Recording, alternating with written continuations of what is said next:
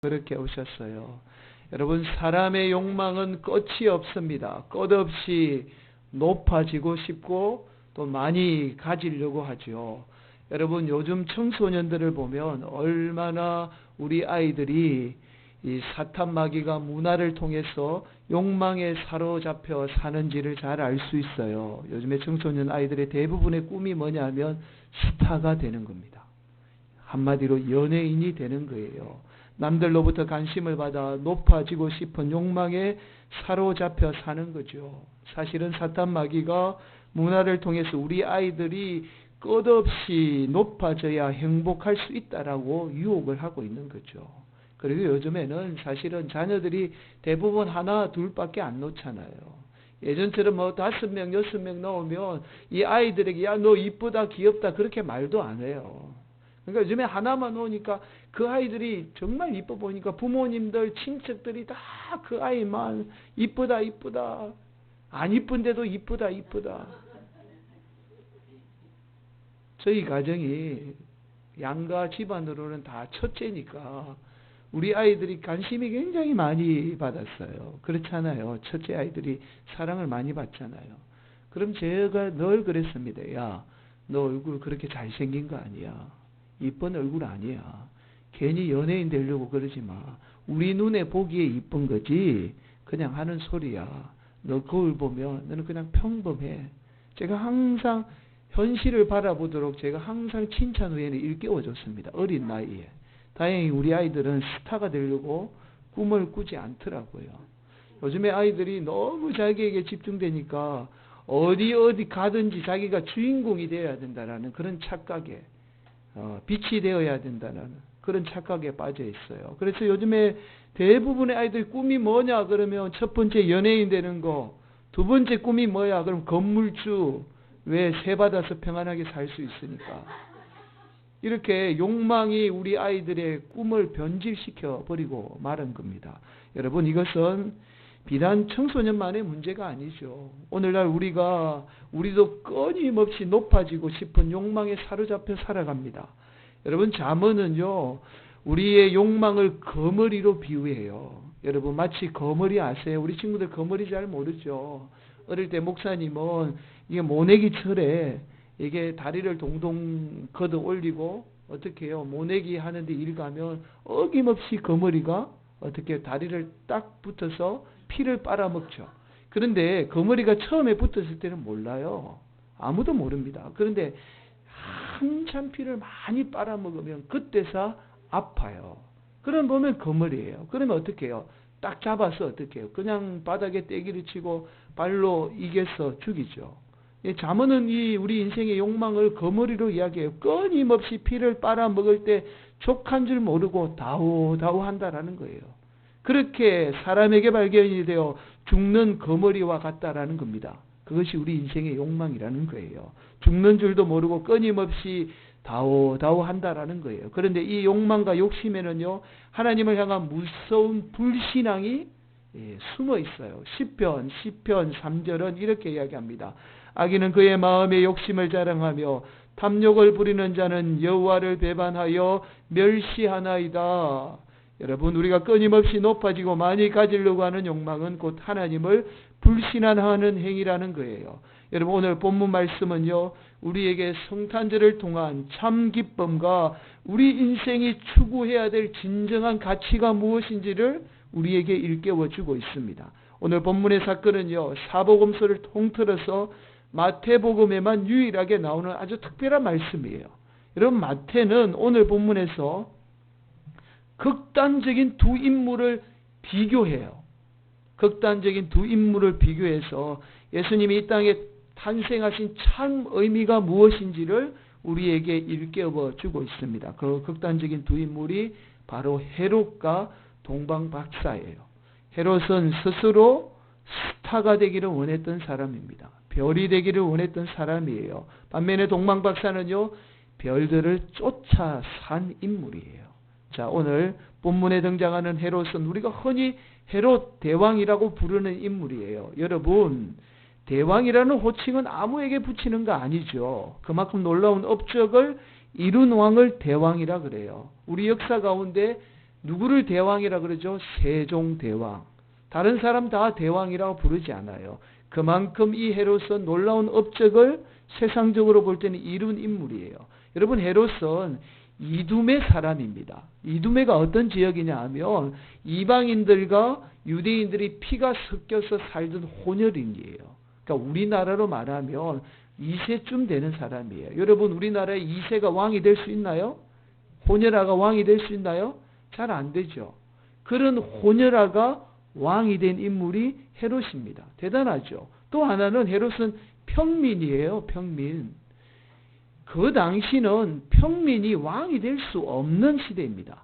그런데 이 헤롯이 평민이면서 혼혈아이면서 어떻게 해요? 이스라엘의 왕이 된 인물이에요. 그러니까 세상적으로 보면 가장 성공한 인물 가운데 한 사람이 누구라고요? 헤롯이에요. 여러분, 비록 로마의 권력을 등에 입고 왕이 되었지만 왕이 되자마자 내부 외부의 적들을 다 무찌릅니다. 그리고는요, 이스라엘 역사 가운데 가장 거대한 나라를 만들어요. 심지어요, 다윗의 시대, 다윗 때보다 더 큰 나라를 만듭니다. 지도 한번 보여주실까요? 네, 큰 나라를 만들어요. 이게 지금 다윗 때보다 더 훨씬 더 넓어요. 이게 헤로드 왕이 되고 나서는 온 나라를 재건을 해요. 수많은 도시와 건축물들을 세우는데요.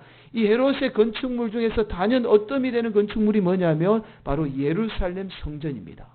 여러분, 지금 우리가 성지순례 가면 그 예루살렘 성전의 터가 거대하거든요. 사실은 이게 솔로몬 시대 때의 성전이 아니고 헤롯이 세운 성전이에요. 이 기간이 얼마나 걸리냐? 무려 46년 동안 성전을 세웠습니다. 여러분, 46년 놀랍지 않아요?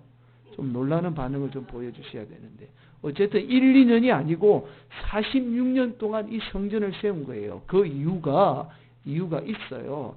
구약에 예언된 메시아, 즉 다윗의 영광을 재현할 메시아가 자기 자신이라고 생각을 했던 거예요.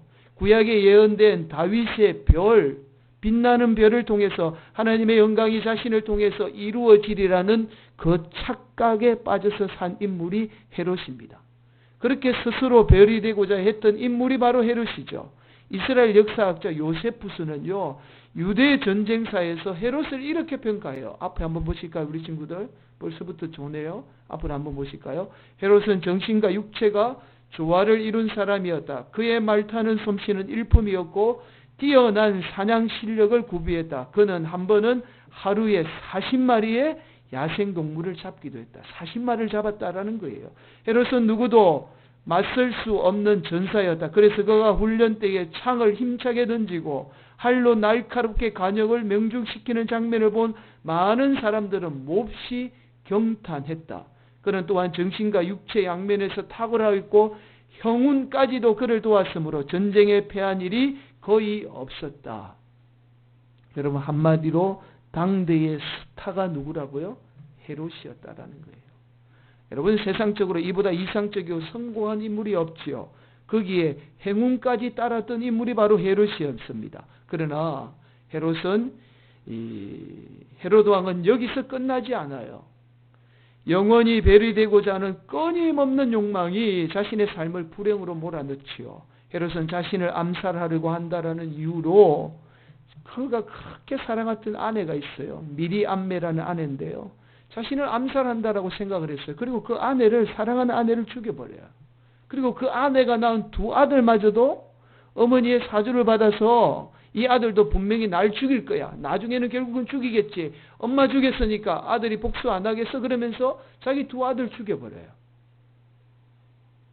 말년에는요, 심각한 정신질환과 창난과 망상에 사로잡혀요. 누군가는 반드시 나를 죽일 거야. 누군가는 나를 반드시 살해할 거야. 라는 이 정신착란에 빠져서 끊임없이요, 불안 속에서 살아갑니다. 심지어는요, 자신이 죽기 딱 5일 전에 자신의 왕위를 넘본다는 이유만으로 옥에 가두었던 자신의 장남마저도 살해하고 말아요.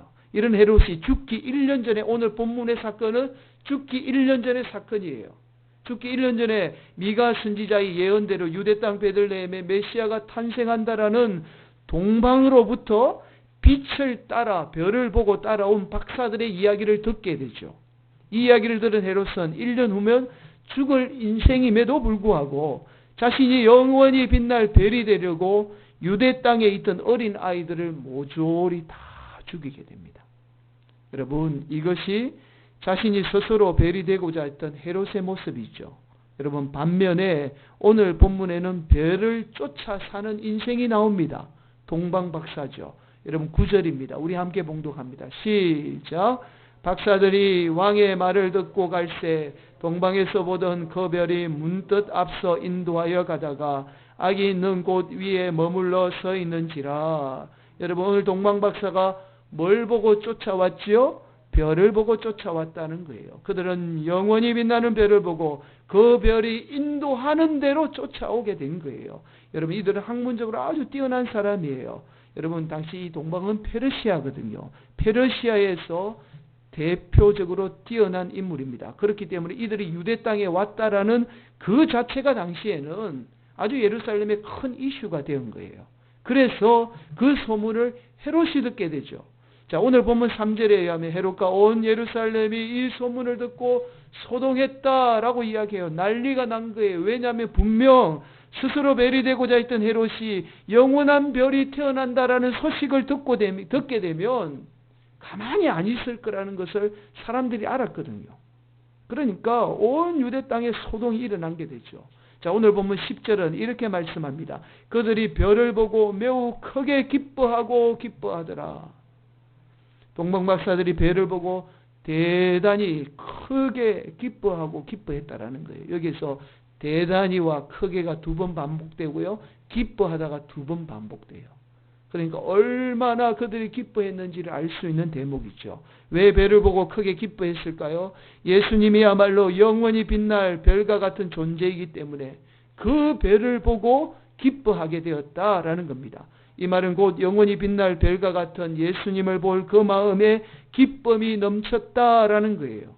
자, 그리고 그들은 영원히 빛날 별인 예수님을 향해서 경배하죠. 11절입니다. 한 번 더 같이 봉독할까요? 시작. 집에 들어가 아기와 그의 어머니 마리아가 함께 있는 것을 보고 엎드려 아기께 경배하고 보배 합을 열어 황금과 유황과 몰약을 예물로 드리니라. 여러분, 여기서 황금과 유황과 몰약은 당시에 어떤 것으로도 비교할 수 없는 가장 값진 물건이에요. 지금 여러분, 동방박사들이 와서 예수님께 이 값진 예물을 드리고 있는 거예요. 왜 그렇게 귀한 것을 드렸을까요? 그럼 많은 학자들이 여러 가지 설을 이야기하지만 사실은 예수님이 하실 일이 십자가 지고 우리를 대신하기 위해서 죽을 그 일이 세상의 어떠한 것과도 비교할 수 없는 아주 가치 있는 일이기 때문에 세상에 가장 귀한 것으로 그 예수님께 드린 거예요. 여러분, 동방박사들은 그렇게 별을 쫓아서 예수님처럼 나중에 어떻게 해요? 헤롯으로부터 끝까지 예수님의 목숨을 살리잖아요. 여러분, 별이 되고자 했던 헤롯은요, 수많은 사람을 죽이는 인생이지만 별을 쫓아 사는 인생은 어떻게 해요? 어떻게 하든지 사람을 살리는 인생이 되었다라는 겁니다.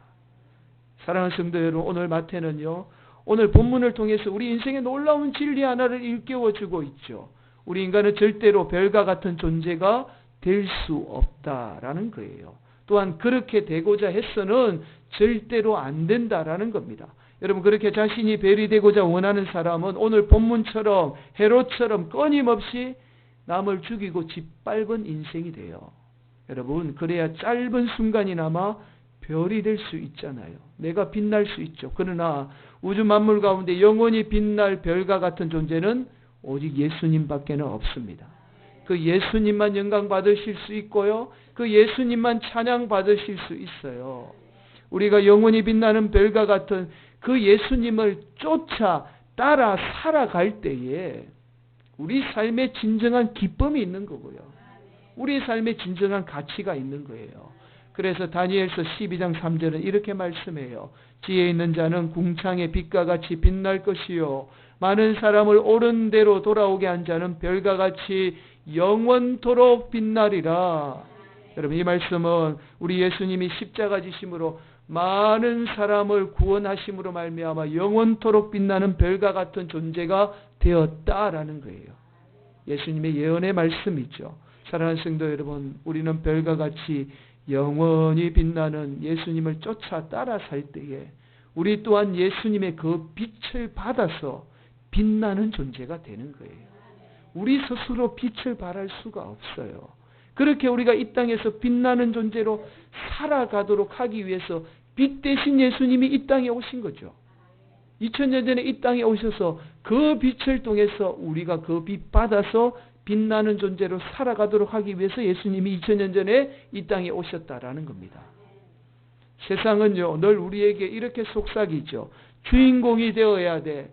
별과 같은 높은 존재가 되어야 해. 그래야 너가 행복할 수 있어. 라고 우리를 유혹합니다. 그렇게 우리를 무너뜨리는 거예요.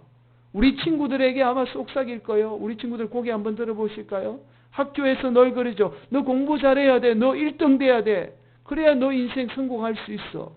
아니면 이렇게 이야기해요. 너 공부 잘해야 돼. 그래 이쁜 마누라 얻어서 행복하게 살 수 있어. 그렇지 않더라고요. 그게 인생이에요. 여러분. 우리 친구들 물론 1등하고 공부 잘하는 거 좋아요. 내가 만약에 그런 재능이 있으면 1등 해야죠. 그러나 그런 재능이 없다라고 해서 여러분 좌절하거나 낙심할 필요 없어요. 하나님이 반드시 우리 예수 믿으면, 오늘 새롭게 온 친구들 있지만 여러분 얼굴 보니까 연예인은 될 가능성은 없어 보이지만, 그러나 여러분 예수 믿으면 정말 여러분 빛나는 인생 될 수 있어요. 예수님이 그렇게 우리를 빛나게 하기 위해서 이 땅에 오신 거예요. 반드시 1등 못해도 여러분 행복할 수 있고 공부 못해도 잘 살 수 있어요. 우리 성도들도 마찬가지입니다. 교회에서 내가 별이 되어야 돼. 주인공이 되어야 돼. 왜 목사님이 나에게 관심 안 가져주는 거야? 제가 관심 안 가져줘도 하나님이 여러분 관심 가져주시잖아요. 하나님이 여러분 사랑하시잖아요. 여러분 우리가 어디를 가든지 여러분 인생 주인공이 되려고 하면 여러분 인생 그때부터 망하는 거예요. 그러나 예수님이 자신의 생명을 희생하며 십자가 지신 그 삶을 우리가 쫓아 따라 살아갈 때에 우리는 예수님과 함께 빛나는 인생이 되는 거예요. 그렇게 우리가 진정한 기쁨과 행복을 누리게 되는 겁니다. 그래서 성탄절은 오늘 저와 여러분에게 참 기쁘고 복된 날이에요. 왜냐하면 우리가 진정한 우리 인생의 진정한 행복이 무엇인가를 일깨워주는 날이고, 또한은 우리가 죄 가운데 죽을 수밖에 없는 인생, 예수님께서 오셔서 우리를 구원해 주시고 기쁨이 넘치게 하시고 빛날 인생으로 우리를 만들어주는 그 날의 시작이 바로 성탄절이기 때문에 우리에게는 한없이 기쁘고 복된 날이죠. 오늘 대부분 성도들이 교회 오면서 아이고 수요일에 또 교회 와야 돼, 이런 포정으로 오시는 분들이 참 많더라고요. 여러분 오늘 이 말씀을 통해서 기쁨이 회복되시고 예수님으로 말미암아 여러분 삶 가운데 빛나는 인생이 되기를 예수님의 이름으로 간절히 축원을 드리겠습니다. 사랑하는 성도 여러분, 그렇게 예수님을 쫓아 따라 사십시오. 여러분 인생 아무리 여러분 화려한, 우리 호빈이 오늘 운동선수를 꿈꾸고 있지요. 여러분 화려한 운동선수 좋아요. 그러나 그 화려함이 다 지나가는 순간이 옵니다. 그러나 우리가 예수님 따라 사는 인생은요, 그 화려함, 그 빛남은 영원하여. 왜냐하면 우리 예수님이 영원하시기 때문에 그 빛을 받아 사는, 예수님 따라 사는 인생은 여러분 전성기가 평생 뒤따라 다닙니다. 그렇게 복된 인생 되기를 간절히 바라겠습니다. 스스로 별이 되고자 그 욕망에 사로잡혀 사는 인생이 아니라 여러분 예수님 따라 사는, 별을 쫓아 사는 복된 인생 되기를 예수님의 이름으로 간절히 축원을 드리겠습니다.